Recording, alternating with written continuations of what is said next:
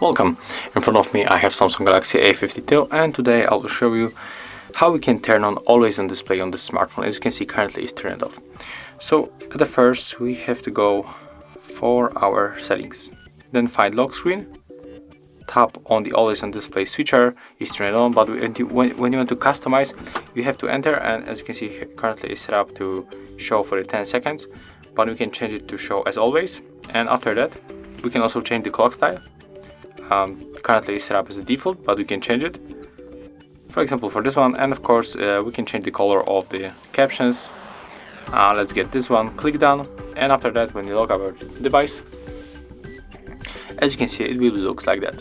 So if you find this video helpful, remember to leave a like, comment and subscribe to our channel.